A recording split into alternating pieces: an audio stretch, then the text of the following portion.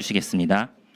네, 오늘 영혼의 두 번째 저녁 예배 시간입니다. 오늘 특별히 간증 집회로 예배를 드리는 시간입니다. 다 함께 마음 모아 하나님께 감사하는 마음으로 기도하도록 하겠습니다. 할렐루야. 사랑이시고 참 좋으신 하나님 아버지 감사를 드립니다. 아무리 생각해봐도 당신의 무조건적이고 한없는 사랑을 생각하면 도대체 주님께서 왜 우리를 사랑하시는지 이해할 수 없고 헤아릴 수도 없지만 오늘도 주님의 그 사랑에 목말라 살아가는 저희들의 인생들을 이렇게 귀한 자리에 불러주시니 참으로 감사를 드립니다. 또한 주님의 한량없는 은혜를 생각하고 생각해도 그 은혜의 높이와 깊이 그것을 측량할 수 없건만은 주님의 은혜가 아니면 살아갈 수 없는 참으로 연약한 인생들, 오늘도 하늘의 신령한 은혜로 저희들을 채워주시고자 이 귀한 시간을 허락하시니 주님 감사를 드립니다.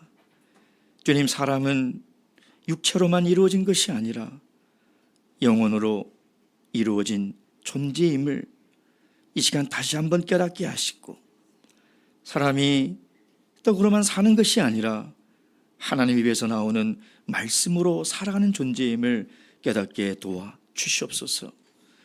그래야 늘 주님의 사랑과 은혜 속에서 살아갈 수 있는 귀한 인생 될 수 있도록 오늘도 주님께서 예비한 그 한없는 사랑과 그 깊은 은혜를 이 자리에 앉으신 또 오늘 처음 오신 귀한 인생과 영혼들에게 부어 주시옵소서. 주님, 오늘은 특별히 귀한 간증의 시간입니다. 이 귀한 간증을 통하여 살아계신 하나님의 사랑과 우리를 향하신 한없는 은혜를 우리도 동일하게 깨닫게 도와 주셨고, 그 무한한 사랑과 한없는 은혜를 같은 마음으로 찬양하며 영광을 돌릴 수 있는 귀한 시간 될 수 있도록 성령이 친히 도와주시고 함께하여 주시길 예수 그리스도 이름으로 감사드리며 기도드렸습니다. 할렐루야. 아멘.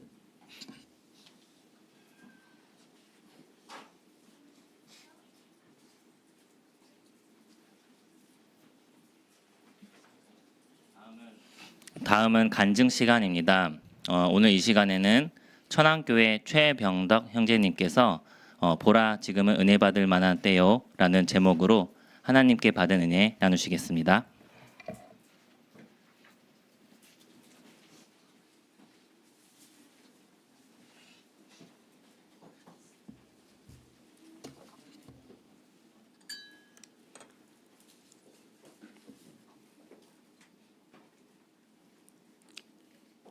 할렐루야. 네, 반갑습니다. 방금 소개받은 것처럼 천안교회에서 생활하고 있는, 신앙생활하고 있는 여러분의 형제 최병덕이라고 합니다. 반갑습니다. 제가 강남교회에 온 것은 처음이 아닙니다. 제가 아주 오래전에 한번 강남교회에 온 적이 있는데요. 그게 언제냐면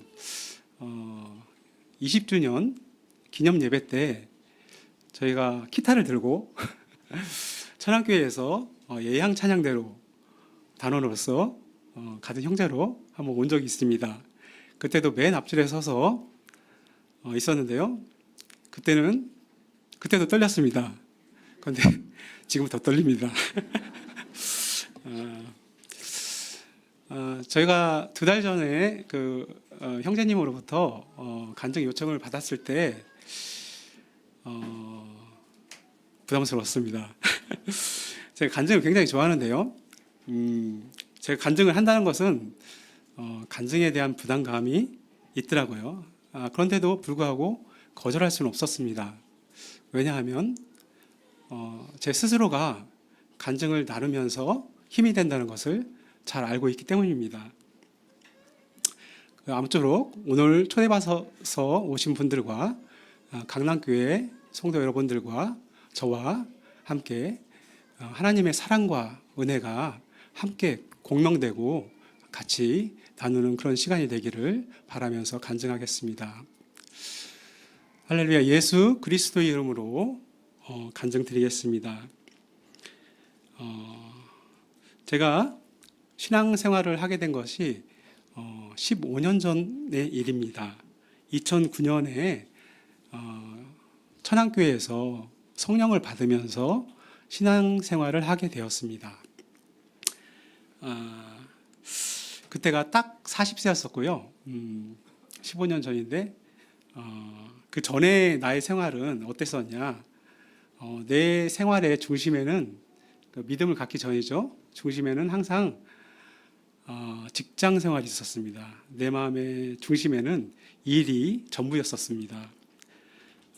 그 일은 그때 당시에는 굉장히 일을 오래까지 했었어요. 제가 저녁 10시 정도까지 설계하는 일이었었는데 10시까지 일을 하고 토요일 날도 일을 했습니다.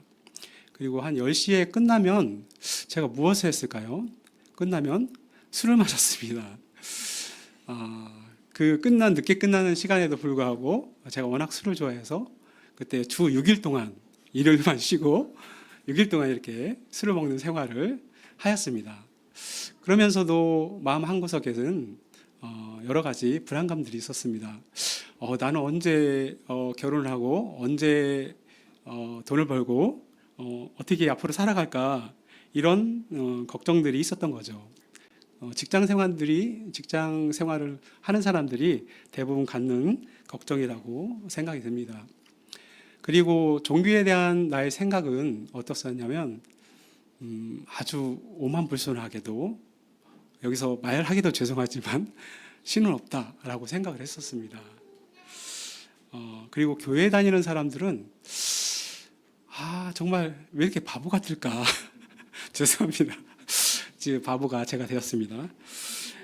지금 생각하면 참으로 어처구니가 없고 교만한 생각이지만 그때는 그렇게 생각을 하고 지냈습니다. 그런데 지금은 그 바보가 제가 되었습니다.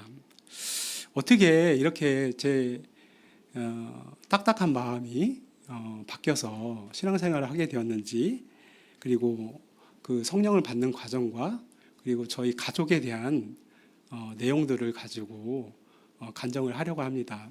그 가운데는 하나님의 은혜가 있었고 그리고 저희 어머니와 저희 누나에 대한 신앙도 같이 있습니다. 저의 구원의 이야기에 대해서 이야기를 하려면은 아주 오래전으로 돌아가야 됩니다. 제가 태어난 곳이 충남 부여군 귀암면인데요. 그곳에 근처에 조그마한 저수지가 있었습니다. 그 저수지 위쪽에 보면은 솔밭이 있었고 그 솔밭 사이에 교회가 하나 있었습니다. 그 교회의 이름은 부여 참예수 교회였습니다. 그곳에서 여러 가지 찬양도 배우고, 그리고 어렸을 때 아주 어머니와 아버지 손을 잡으면서 비행기 탄다고 그러나요? 구스름 탄다고 그러나요? 그런 걸 타면서 다녔던 기억이 아주 조각조각 남아 있습니다. 그런데 믿음이 없어진 계기가 있습니다. 부여 참예수 교회가 제가 초등학교 입학할 때쯤 돼서 교회가 없어진 것입니다. 그리고 나서 몇 년이 지났는데, 그리고 나서 또 저희 아버지가 하시는 일이 망하게 되었습니다. 부여에서 귀암에서 정미소를 하고 있었는데 정미소가 망했어요. 시골에서 정미소가 망하기가 쉽지 않지 않습니까? 그런데 어떤 원인인지는 모르지만 하여튼 그 망하고 나서 서울로 올라오게 되는 생활을 하게 되었습니다.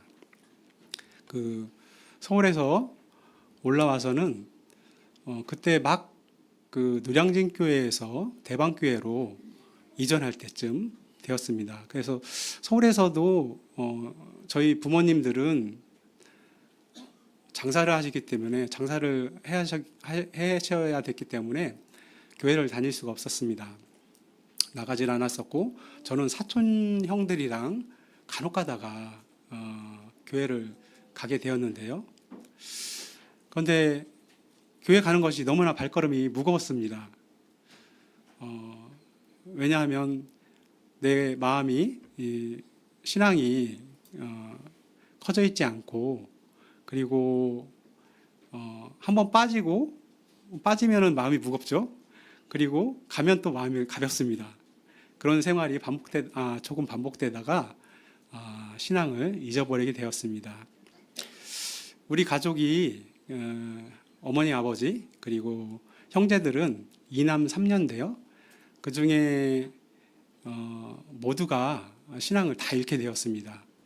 가장 늦게까지 교회에 다니게 된 분이 저의 막내 누나가 그래도 가장 늦게까지 교회에 머물렀습니다. 그러다가 모두가 다 신앙을 잃게 되었던 것이죠. 그리고 나서 신앙을 잃게 되니까 정말 하나님을 잃는 것은 너무나 쉬운 일이었습니다. 너무나 쉽고 너무나 빨리 잊어버리게 되었습니다. 그리고 또 고등학교, 대학교를 지내면서 오히려 더 아까와 같은 딱딱한 마음이 생기게 되었습니다. 오히려 더 교회 다니는 사람들이 더 이상하다라는 생각을 갖게 된 계기가 몇 가지가 있었는데요. 제가 대학교 때 그 아르바이트를 했습니다. 대학교 때 아르바이트를 한 곳이 강남 고속버스 터미널 건너편에 보면은 기독교 백화점이라는 곳이 있습니다. 그곳에서 여러 가지 아르바이트를 했었는데요. 그곳에는 기독교 용품을 파는 곳이고 그다음에 그 사장님은 교회를 다니시는 분이었습니다. 그런데 그분은 성격이 굉장히 난폭했습니다. 화를 금방 잘 내고 직원들한테 하는 것을 보니까 와, 어떻게 저렇게 화를 잘 낼까 이런 모습을 보게 되었던 것이죠. 그리고 또 첫 직장 생활을 하게 되었는데 그곳의 사장님도 교회를 다니셨어요. 교회를 다니셨는데 거짓말을 너무 잘하시는 거예요. 죄송하지만 이 업체에 나가서 이렇게 영업을 하시는데 제가 들어도 아닌데 그 제품에 대해서 이렇게 거짓말도 하시고 하는 모습을 보고서 제 선입견이라고 해야 되나요? 그런 마음들이 아주 딱딱하게 굳어지게 되었습니다. 그리고 그뿐만이 아니죠. 많은 미디어를 통해서도 종교인들에 대한 여러 가지 안 좋은 것들이 많이 나지 않습니까? 그런 걸 통해서도 제가 그 마음이 계속 바뀌었던 것 같습니다. 그리고 또 한 가지는 무엇이냐면 제가 가지고 있는 아주 얄팍한 성경 지식입니다. 그 성경에 보면은 이삭의 아브라함의 시험이 나오죠. 아브라함의 시험과 욥의 시험이 나옵니다. 거기에 대해서 제가 도저히 이해할 수가 없었습니다. 정말로 그 얄팍한 성경 지식이 있었는데 그것을 이해해줄 그 시험이 정말로 이해가 안 되었기 때문에 저는 그 마음속으로 굉장히 거부감을 많이 가졌던 것 같습니다. 그래서 그렇게 직장 생활을 하다가 제가 1999년도에 천안으로 이사를 하게 되었습니다. 직장 때문에 이사를 하게 되었는데요. 제가 그때의 나를 표현하자고 하면 사실 범법되는 일은 하지 않지만 굉장히 나의 상태는 메말라 있었다라는 생각을 하게 됩니다. 왜 그러냐면 다른 사람에게 관심을 두지도 않고 그리고 다른 사람에게 관심을 받는 것도 싫고 하는 그런 메마른 상태라고 생각이 듭니다. 그런 메마른 저에게 그리고 또 우리 가정에게 하나님의 은혜가 시작이 됩니다. 그 은혜의 시작은 사실 제가 먼저 받은 것이 아니고 저희 어머님이 먼저 신앙을 회복하게 되었는데요. 우리 어머님은 서울에서 올라오자마자 이전 먹고 살 것이 없기 때문에 닭 장사를 하셨습니다. 닭 장사를 하셨는데 30년 동안 이렇게 하셨어요. 30년 동안 하셨는데 이 닭 장사가 날이 가면 갈수록 잘 되는 게 아니고 날이 가면 갈수록 잘 되지가 않습니다. 왜냐하면 생기는 게 치킨 가게고 그다음에 마트에서도 닭을 팔기 때문에 닭 장사가 이전 잘 되지가 않더라고요. 그래서 어머니의 그 시름과 고민이 굉장히 좀 많았습니다. 그런데 그 어느 날 그 옆집이 굉장히 장사가 잘 되는 거예요. 그 옆에 시장에서 장사를 하셨는데 그 옆집은 야채 가게였어요. 야채 가게, 과일 가게였었는데 그 집이 굉장히 장사가 잘 되면서 어느 날 갑자기 그 우리 어머니 보고 권리금을 줄 테니까 팔으라 라는 얘기를 했답니다.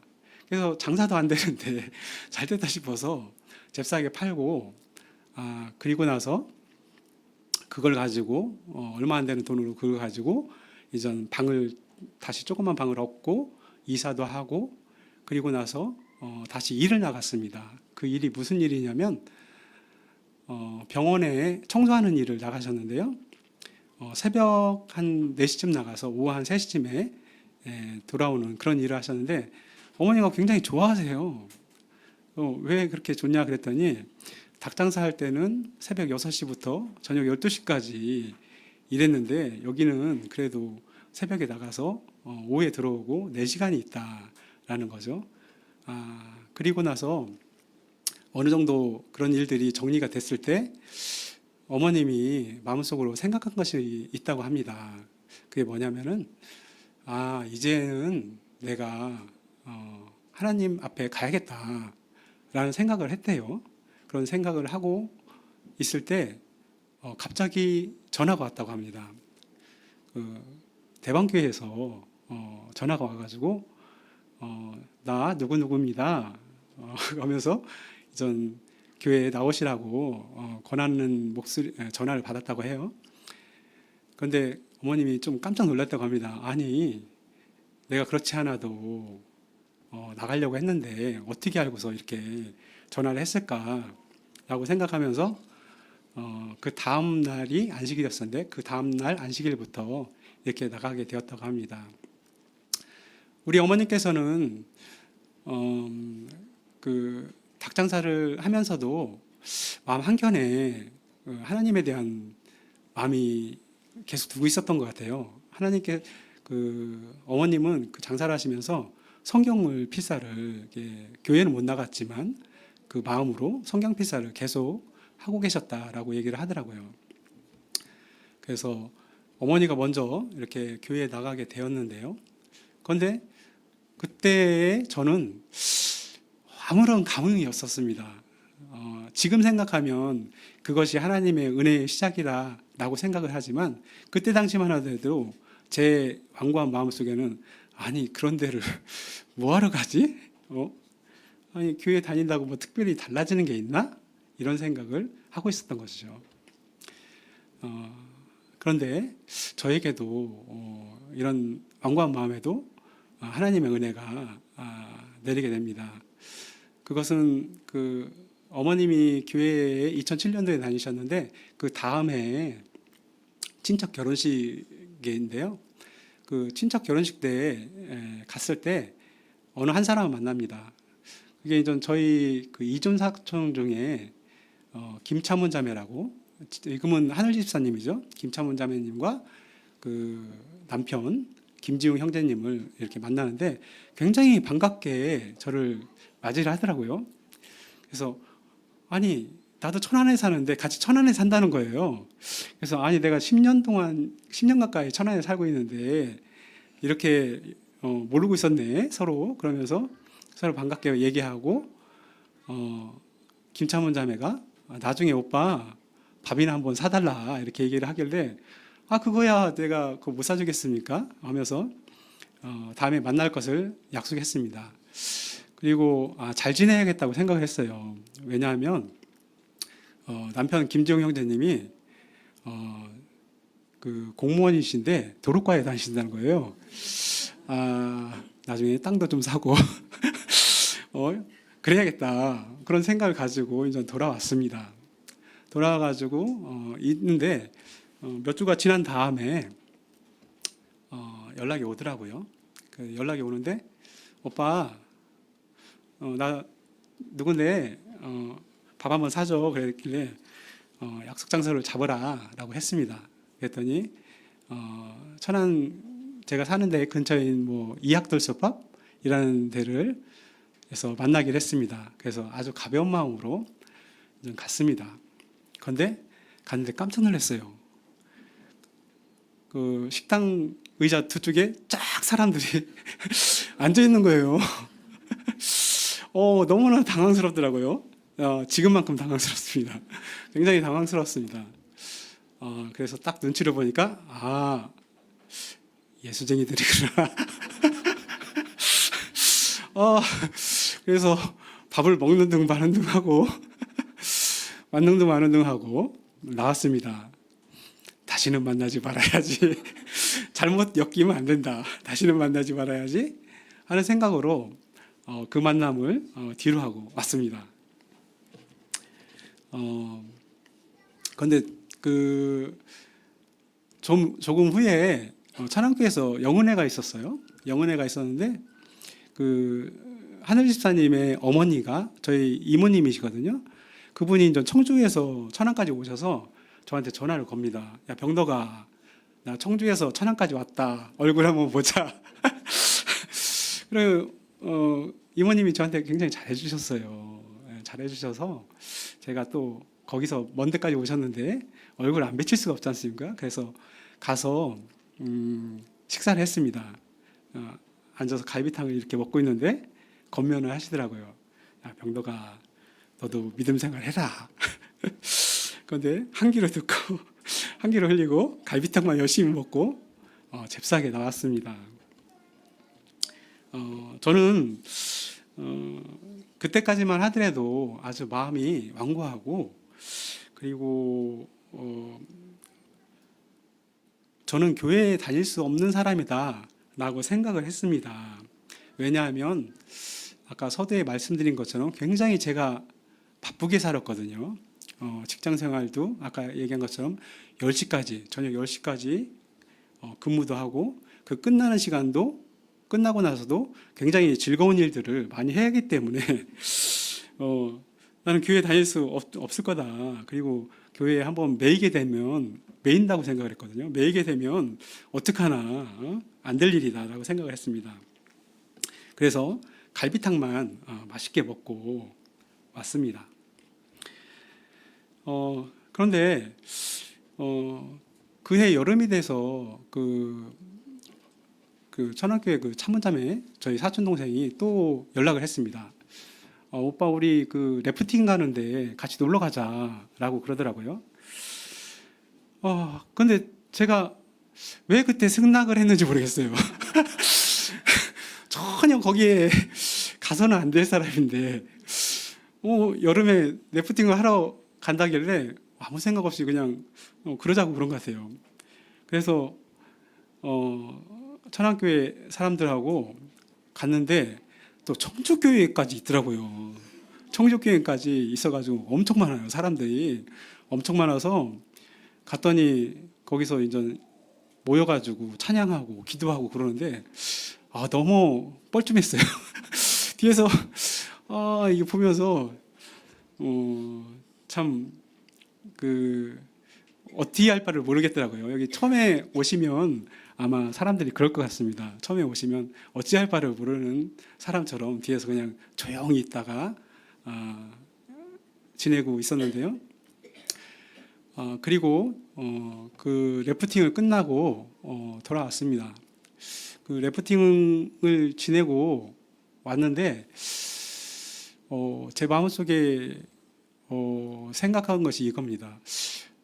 예전에 내가 생각했었던 그런 기독교인들하고는 조금 틀린 것 같다. 그래도 이 사람들 좀 괜찮네. 그러니까 나쁘지는 않네. 이런 생각으로 그때 바뀐 것 같아요. 그래서 이 사람들 그냥 나쁜 사람들은 아니구나. 내가 생각했었던 그때 내가 갖고 있었던 그런 사람들은 아니구나라고 생각을 했습니다. 그렇지만 그렇다고 해서 제가 교회에 나가겠다는 생각은 절대 할 일이 없었겠죠. 그러나 그 래프팅을 간 것 때문에 한두 번씩 예배에 참석은 했습니다. 받은 것이 있기 때문에 또 이렇게 가서 말씀을 듣기도 했습니다. 그런데 제가 교회에 나오게 된 결정적인 일이 발생을 했는데요. 그 일이 뭐냐면은 2009년도에 터진 미국 서브프라임 모기지론 사태입니다. 그게 뭐냐면은 간단하게 얘기해주면 그 미국 회사가 그 부동산 담보를 많이 받아서 그게 부실이 돼서 회사가 은행 회사가 이제 파산한 사건인데요. 그 일이 있고 나서 한 2달 정도 이후에 저희 회사의 일이 하나도 없어지는 겁니다. 전 굉장히 진짜 바쁘게 일을 하고 늦게까지 일을 했는데 일이 하나도 없는 거예요. 그래서 회사 직원들도 다 쉬고 저도 아침에만 출근했다가 점심 때쯤 돌아오고 하는 일들이 생겼습니다. 회사가 파산하니까 이제 여러 대기업들에서 투자를 안 하는 거예요. 투자를 안 하다 보니까 그러니까 우리도 자연스럽게 일이 없어집니다. 그때 우리 그 사촌 동생 참원자매가 오빠 교회 나와 이렇게 얘기를 했습니다. 예전에는 나 바빠, 나 바쁜 사람이야, 교회 못 나가 이랬는데 핑계 댈 것이 없더라고요. 그래서 한 번씩 예배에 참석하게 되었습니다. 예배에 참석하면서 말씀을 듣는데 어떻게 저렇게 말씀을 잘하실까? 목사님 하는 말씀이 어떻게 그렇게 저렇게 말씀을 잘하실까? 그런 생각과 또 다른 것은 일단 팔짱을 먼저 끼고 듣습니다. 무슨 얘기를 하실까? 혹시 나를 이렇게 저거 하는 나를 꼬시는 얘기 이런 얘기를 하는 거 아닐까? 이렇게 마음속에 팔짱을 끼고 들었습니다. 그리고 다 듣고 난 다음에 괜찮네 평가도 하죠. 평가도 했습니다. 근데 그때 들은 말씀 중에 하나가 기억 남는 게 부모님에 대한 공경 뭐 이런 말씀을 하시더라고요. 그래서 저 말씀은 좋다. 사실 저를 위해서 계획한 것들이 많았겠지만 근처에 가까운 산도 가고 광덕산도 가고 저 멀리 대전에 있는 계룡산도 가고 이런 친목 활동들을 많이 했었습니다. 그리고 그 다음에 2009년 2월 달에 윤득도 목사님이 새로 부임하시고 부임하셨습니다. 부임하시고 그때 막 또 새로 저랑 같이 비슷한 시기에 예배에 참석한 어느 형제님이 성령을 받더라고요. 2월 달에. 근데 그리고 나서 저도 성령이라는 게 뭘까? 궁금함도 생기기도 했습니다. 근데 성령이 생소하지는 않았어요. 왜 그러냐면 어렸을 때 많이 들었던 소리이기 때문에 나는 왜 저런 소리가 안 날까 그런 생각만 하고 있다가 그때서야 이제 그 성령에 대해서 이렇게 좀 궁금함을 느끼고 있었던 것 같습니다. 그리고 나서 점점점 더 예배에 참석하는 일이 많아지고 그러면서 제가 그 해 5월 달 되면서 영혼의 때 성령을 받게 되었는데요. 성령 받기 한 3주 전부터 자꾸 눈물이 나는 거예요. 자꾸 눈물이 나요.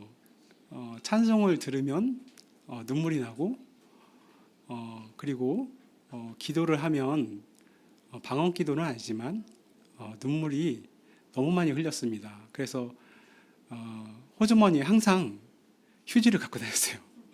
닦으려고. 끝나면 이게 많이 흘러가지고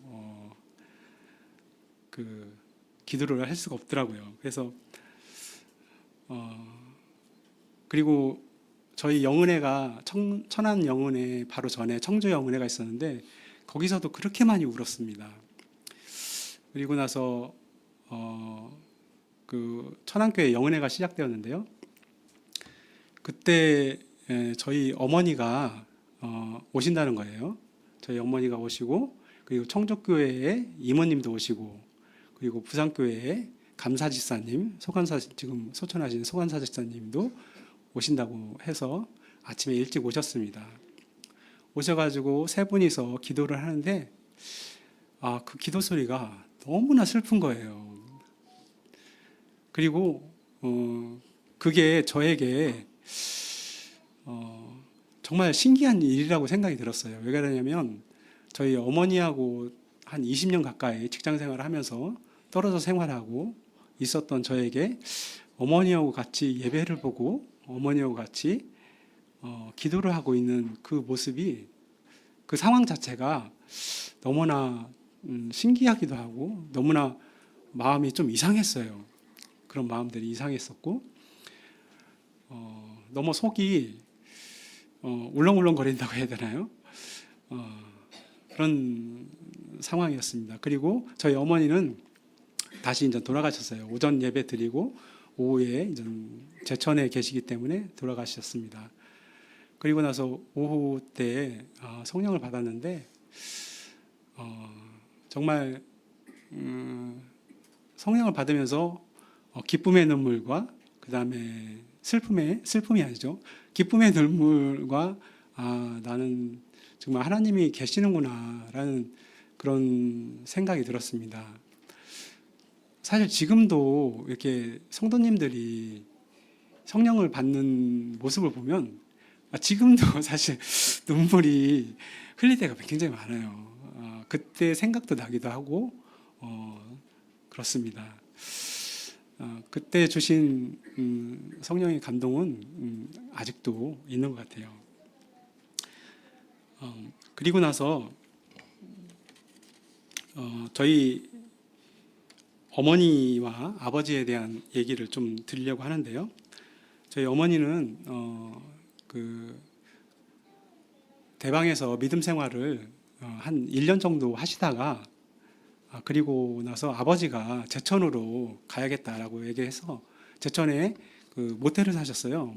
조그만 모텔을 사서 거기서 근로자들을 달방식으로 해서 해주는 그런 숙소를 하셨었는데 그쪽으로 아무 연고도 없는 곳에 가셔서 생활을 하신다고 하셨습니다. 그래서 제천에서 생활을 하셨는데 그곳에서 제가 교회 믿음 생활하고 어머니가 믿음 생활하고 제가 다시 믿음 생활하고 그리고 나서 한 1년, 2년 뒤에 또 아버지까지 이렇게 나오시게 됐어요. 그래서 저희 가족 3명이 이렇게 믿음을 다시 회복하게 되었습니다. 그래서 어머니는 그때부터 청주교회로 제천역에서 제천역 가까이에 있었기 때문에 기차를 타고 청주로 가서 청주에서 버스 타고 이렇게 교회로 이렇게 다니시게 되었습니다. 그리고 시간이 훌쩍 흘러서 10년 정도 흘렀어요. 10년 정도 흐르니까 여관도 노후되고 저희 어머니 아버님도 연세가 많이 드셨어요. 지금으로부터 한 5년 전인데 그때 되니까 이제 이걸 정리해야겠다라는 생각이 들었습니다. 어머니 생각도 그렇고 아버님 생각도 그렇고 제 생각도 그렇고 이걸 좀 정리해서 이제는 자녀 곁으로나 아니면 청주로나 둘 중에 한 군데에 가려고 생각을 했었습니다. 그리고 나서 2년 내놨는데 여관이 팔리지가 않는 거예요. 한 2년 정도 내놨었는데도 아무도 보러 오는 사람도 없고 팔리지도 않았습니다. 그런데 그러다가 그 전화가 어머니한테 왔었는데 아버지가 못 일어나신다는 거예요. 아버지가 다리가 좀 이상하다, 못 일어난다. 그래서 제가 모시고 병원에 갔습니다. 병원에 갔는데 병원에서는 수술을 해라라고 얘기를 했는데 아버지가 안 하겠다, 두고 보자라고 해서 두고 봤는데 한 2달 정도 지나니까 그래도 다행스럽게 잘 일어나시더라고요.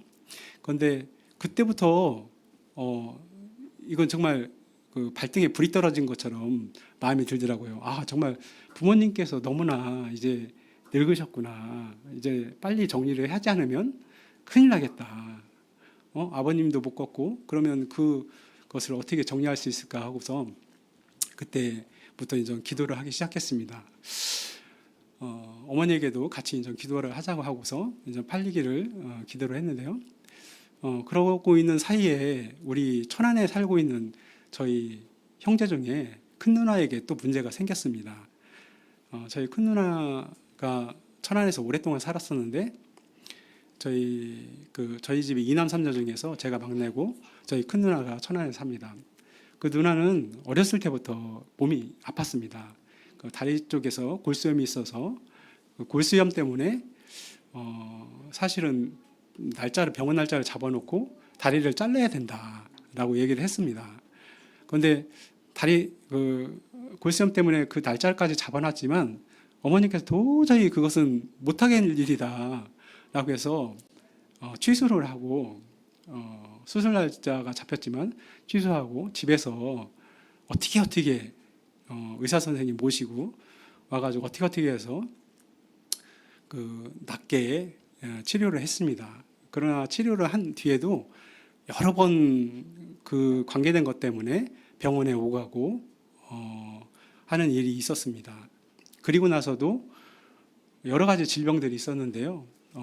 그 외에도 뭐 암이 걸려가지고 서울로 치료를 받으러 다니고 그리고 그때 당시에 또 무슨 문제가 생겼냐면 그때쯤에서 얼굴에 또 구안화사가 와가지고 병원에 입원하게 되었습니다. 제가 신앙을 갖게 된 이후에 저희 하늘 집사님하고 같이 병문안을 자주 갔습니다. 가까이 있기 때문에 좀 한 번씩 권하는 거죠. 누나 이제 좀 교회 좀 나와야 되지 않겠어? 이렇게 얘기하면 우리 누나의 하는 말이 그겁니다. 야, 내 꼴을 봐라, 내 꼴을 봐. 내가 지금 교회 갈 때냐? 응? 그렇게 얘기를 했습니다. 그때도 병문안을 갔었는데요. 구안화사가 와가지고 병문안을 갔었는데 똑같은 얘기를 합니다. 야, 내가 지금 갈 때가 아니여. 내 꼴을 봐. 내가 엄마 가게 정리되고 그러면 내가 그때 갈게. 그러더라고요. 그건 충청도식 화법이죠. 안 간다는 얘기입니다. 충청도식 화법은 그게 안 간다는 얘기예요. 그래요. 그런데 언제 팔렸을까요? 바로 그 말 한 다음 날 팔렸습니다. 말 한 다음 날에 계약이 됐습니다. 요 근래에 갑자기 손님들이 많아진다는 거예요. 많아진다고 하더니 누가 살 사람이 와서 산다고 해서 잽싸게 팔으시라 하고서 정리를 하고 천안으로 내려왔습니다. 사실 어머니께서 내려오실 때 청주로도 갈까 천안으로 갈까 고민을 많이 했다고 합니다. 왜냐하면 청주에는 자기가 사랑하는 동생이 엄청 잘해주시거든요. 저희 이모님, 차문자매님 어머님이 정말 잘해주십니다. 우리 어머니가 가면 정말 잘해주시는데 그 사랑이 있기 때문에 청주로 갈까 아니면 천안으로 갈까 하다가 저희 누나가 마음에 걸리더랍니다. 그래서 천안으로 오기로 하고 일사천리로 이사를 왔습니다. 그게 바로 3년 전인데요. 3년 전에 어머니가 이사를 왔습니다. 저희 누나는 말한 대로 왔을까요? 안 왔습니다. 이사를 왔는데 불구하고 누나는 안 왔죠. 어머니가 이사를 와서 어머니를 통해서 또 이렇게 몇 분이 전도가 되셨는데요. 어머니께서 이사 온 다음에 몇 개월 쉬신 다음에 노인 일자리를 다니셨어요. 노인 일자리를 이제 학교 가서 이렇게 책상을 닦는 일이라고 하시더라고요. 그래서 일주일에 3번 가서 하는데 그 팀에 3명씩 한 조를 를 가지고 그 팀을 한다고 합니다. 그런데 그 팀 사람에게 그 얘기를 했다고 그래요. 전도를 어떻게 했냐면, 자, 우리 교회에 성령 받아서 기도하는 곳인데 한번 와볼게요? 그러니까 그분 중에 한 분이 그럼 랄랄라 하는 교회요? 그래요. 그러니까 그분이 나도 거기 좀 데려다 줘 그러더라고요. 그러니까 그 옆에 계신 분한테 옆에 계신 분이 가만히 있더래요. 자네는 안 갈테요? 그랬더니 저는 다녀요. 아니 구경은 할 수 있잖아. 그랬더니 구경이야 가죠. 그래서 그 두 분이 오셨어요. 근데 그 두 분 중에 그 교회 다니셨다고 하는 분이 안식일날 예배 2번 출석하고 성령을 받으셨어요. 그리고 또 맨 처음에 랄랄라 하는 교회야? 라고 물어본 그분은 교회 처음 오면서 교회가 너무 예쁘다. 너무 마음이 확 열린다. 그렇게 해서 그 두 분이 오게 되었습니다. 그 두 분이 오게 된 뒤에 그 옆에 그 같이 일하시는 팀 바로 옆에 있는 팀 중에 한 분이 그렇게 3분이서 같이 지내는 게 너무 부러웠었나 봐요. 그러면서 이렇게 하고 있을 때 그 저희 어머니가 자네 호박죽 먹으러 한번 가볼게요. 그러니까 아이고 호박죽이라면 내가 돈 내고라도 먹는다고 데려가 달라고. 그래서 그분이 나오게 됐습니다. 그래서 3분이서 성경 공부를 이렇게 시작을 했습니다. 그래서 그 3분이서 성경 공부를 하고 그 진짜 교회에서 알뜰살뜰히 살펴서 그 다음 해에 전 세례를 받기로 하고요. 세례 받기 바로 전에 2분이서 같이 성령을 받으셨습니다. 그래서 2분이 먼저 세례를 받고 한 분은 그 다음 해에 세례를 받았습니다. 그리고 거기에 그 호박죽 먹으러 온 분의 남편분이 또 전도가 돼서 이렇게 지금 신앙생활 세례받고 신앙생활 열심히 하고 있습니다. 그리고 나서 2년 전이죠. 그러니까 어머니가 오시고 난 다음에 말에 저희가 송년 행사를 했습니다. 송년 행사를 하게 되었는데 송년 행사의 맨 마지막 날 같이 교인들이 한 식당을 빌려서 가족들을 부르고 아는 전도 대상자들을 불러서 식사를 하는 자리를 이렇게 같이 하게 되었는데요. 그때 저희 누나랑 저희 매형을 이렇게 초대를 했어요. 근데 그 매형을 초대해가지고 같이 식사를 하고 교회에 와서 같이 또 목사님하고 같이 차를 마시면서 이런저런 얘기를 했습니다. 그런데 그때 우리 매형이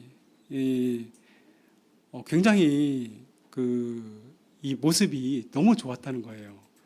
그러니까 아이들이 그때 교회에 있던 아이들이 너무 올바르고 예쁘고 그렇게 보였다는 것 같아요. 그래서 그때 그 손녀들이 있었는데 그 손녀들이 저렇게 잘하면 얼마나 좋을까 이런 생각을 하는 거죠. 그래서 우리가 또 목사님께서 그런 얘기들을 많이 하셨어요. 교회에 오면 진짜 바르게 잘할 수 있다. 그렇죠? 정말 바르게 잘할 수 있죠. 그러니까 정말 훌륭한 청년들로 잘할 수 있다. 그러니까 그 말씀을 듣고서 마음이 많이 이렇게 동한 것 같아요. 그래서 집에 가서 매형이 내가 내년부터는 우리 할머니랑 할아버지 자기는 교회 다니고 그 다음에 너희들도 교회를 다녔으면 좋겠다라고 얘기하니까 걔네들도 교회를 다닌다라고 얘기를 해서 약속을 하고 그 다음 해부터 이렇게 4명이 또 교회에 나오게 되었습니다. 그렇게 되고 나서 조금 후에 또 우리 그 4명 중에 1명은 원래 저희 누나니까 세례 성령을 다 받았었고요. 그리고 우리 매형도 잠시 후에 성령도 받고 세례도 받고 그다음에 그 손자들도 세례도 받고 성령도 받고 이렇게 하였습니다. 그리고 그 누나와 매형의 아는 지인 2명이 있습니다. 그 지인과 지인의 딸 둘이 또 나와서 세례 받고 또 성령 받고 이렇게 했습니다. 그러면 4명 해서 4명 2명 해서 10명 이렇게 다시 오게 된 것이죠. 그리고 나서 저희 어머님의 형제 중에서 청주에 계시는 이모님은 믿음 생활을 하시지만 자기의 또 대전에 사시는 이모님은 믿음 생활을 안 하고 계셔서 청주에 사는 이모님하고 저희 어머님하고 같이 참예수교회로 인도하려고 시간 약속을 잡고 대전교회로 갔습니다. 그래서 대전교회로 모시고 가서 그냥 같이 예배 보고 그리고 같이 즐거운 시간을 보내고 이제 집에 갔는데 우리 대전에 사시는 이모님이 주보를 이렇게 갖고 갔답니다. 주보를 갖고 와서 거기에 말씀을 보고 기도를 했대요. 집에서 기도를 했는데 성령을 받았다고 합니다. 그래서 어머니한테 전화를 한 거예요. 성령을 받은 것 같아. 그렇게 전화를 하니까 어머님이 또 우리 목사님한테 성령을 받은 것 같다 확인하니까 다시 이제 저희 목사님이 대전에 있는 목사님 보고 다음 주에 꼭 확인해 달라 그랬더니 확인해서 성령을 받고 믿음 생활을 하고 계십니다. 그 가정도 사실은 믿음 생활이 하기가 어려운 가정이거든요. 왜냐하면 그 사위가 일반 교회 목사예요. 일반 교회 목사고 딸이 거기 다니고 그 남편은 다른 교회 다니다가 그 교회 다니시는 분인데 그 교회에서 거기에서 혼자 빠져나와서 참야주교회에 나가서 성령을 바로 받은 것이죠. 그렇기 때문에 또 신앙생활을 할 수 있는 거라고 생각이 듭니다.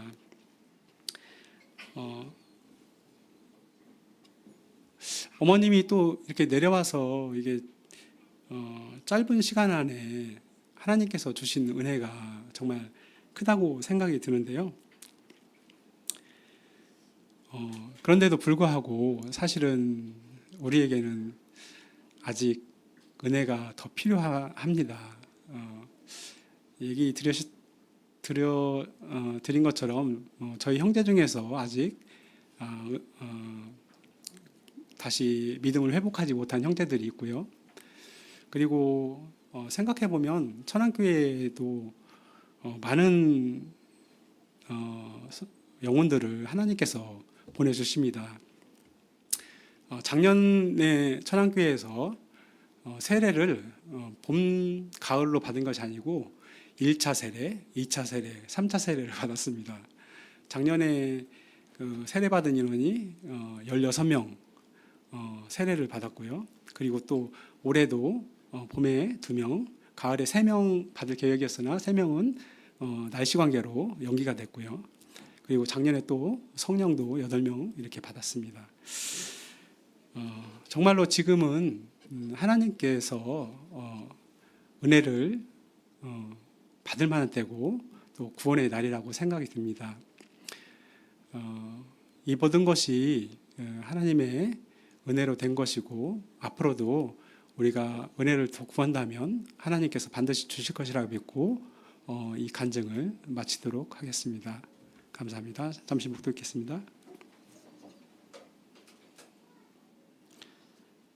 할렐루야. 아멘.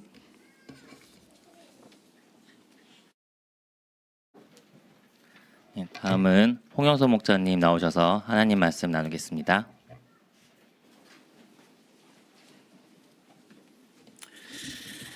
시간이 많이 가서 그냥 마무리를 이렇게 하도록 하겠습니다. 오늘 우리 간증하신 우리 최영재님께서 디모데후서 6장 2절 말씀, 내가 은혜 베풀 때 너를 듣고 구원의 날에 너를 도왔다 하셨으니 보라 지금은 은혜 받을 만한 때요 보라 지금은 구원의 날이로다.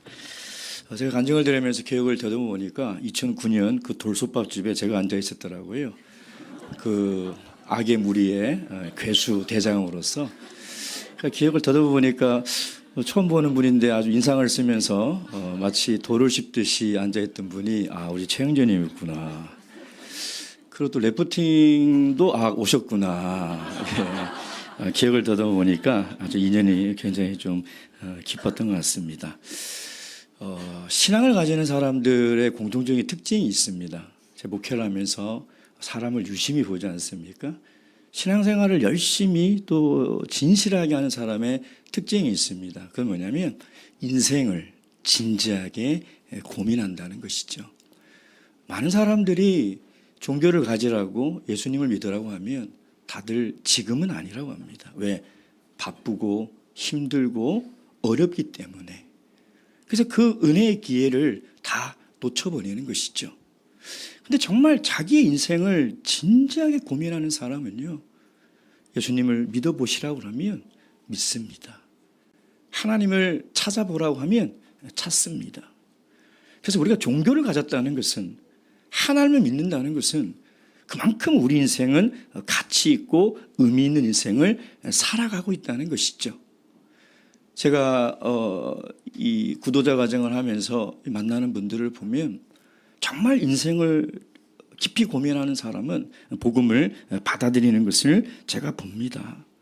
근데 어떤 분들은요, 엉뚱한 질문들을 합니다. 아니, 어떻게 사람을 흙으로 만들 수 있습니까? 어떻게 죽은 사람이 살아날 수 있습니까? 이런 엉뚱한 질문을 하는 것이죠. 마치 최영재 님이 아브라함의 시험이 이해가 되지 않고 욥의 시험이 이해되지 않듯이 본질에서 비껴난 그 의문으로 하나님을 바르게 보지 못하고 하나님의 사랑과 은혜를 받지 못하는 그런 경우가 많이 있습니다. 여러분, 만약에 어떤 사람이 등산을 하다가 독사에 물렸습니다. 그 독이 지금 몸 안으로 퍼져가고 있어요. 죽어가는 이 사람이 도대체 이 뱀이 무슨 종류입니까? 이 뱀이 어디서 왔습니까? 이 뱀 잡았습니까? 라고 물어본다면 이 사람은 아마 정말 자기가 지금 어떤 인생인지를 깨닫지 못하고 살아가고 있는 것이죠. 여러분, 우리 세상의 모든 사람은 죄의 독에 물린 상태입니다. 죽어가고 있는 것이죠. 그렇지 않습니까? 죄가 우리 인생을 죽이고 있는 것입니다. 근데 수많은 사람들이 아직 그것을 모르고 있다는 것이죠. 그래서 우리가 해야 될 일이 많은 거예요. 우리가 받은 그리스도의 사랑과 하나님의 은혜를 그들에게 전해야 됩니다. 그 죄의 문제, 그 독의 문제를 해결할 수 있는 것은 오직 예수 그리스도밖에 없는 거예요. 오늘 이 간증을 통해서 하나님께서 우리에게 은혜를 주시고 또 도전을 주신 것이 많다고 생각합니다. 금은 영혼의 때 정말 이 귀한 한 영혼, 죄가 죄인 줄 모르고 이 세상에서 의미 없는 인생을 살아가는 귀한 가족과 자녀와 부모와 친척이 있다면 지금 이 기회를 놓치지 마시고 은혜 받을 때에, 구원 얻을 때에 그리스도의 사랑을 전하는 저와 여러분이 되기를 주님의 이름으로 축원드립니다.